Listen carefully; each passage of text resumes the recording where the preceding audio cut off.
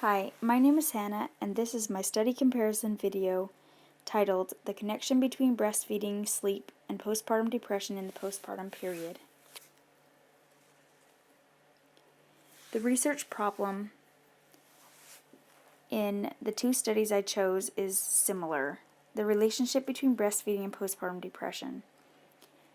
In Study 1, it is to determine the association between breastfeeding, the stress response, inflammation, and postpartum depression in the postpartum period.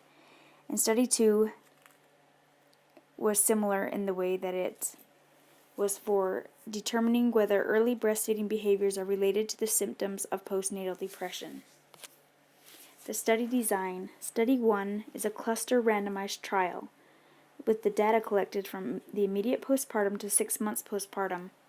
Study 2, a prospective longitudinal study done over the course of 11 months. Although there is higher confidence in the cluster randomized trial in Study 1, I actually chose Study 1 as my weaker study, which you will see later in the video. Study findings. For Study 1, the findings were statistically insignificant in that the study did not find a benefit of predominantly breastfeeding on depressive symptoms. This is very surprising, as there are many other studies done which came to the opposite conclusion. Study 2. The findings were statistically significant. The postnatal depressive symptoms were associated with a shorter breastfeeding duration and with an increased risk of the discontinuation of exclusive and partial breastfeeding. So, the conclusions for both of these studies were opposite. The analysis. For Study 1, the internal validity was low in that the study had low confidence in the data collection strategies recorded by the women in the study. The external validity is also low.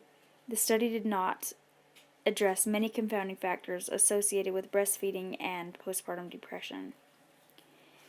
Future research would benefit from similar studies that take into consideration other confounding variables associated with depressive symptoms and breastfeeding, and also include more detailed information about babies' feeding patterns.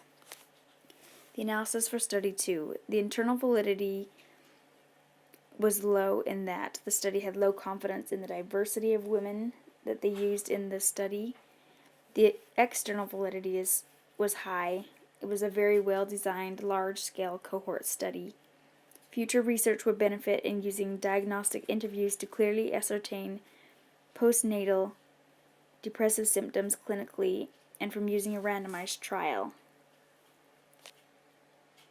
These are the references for my video.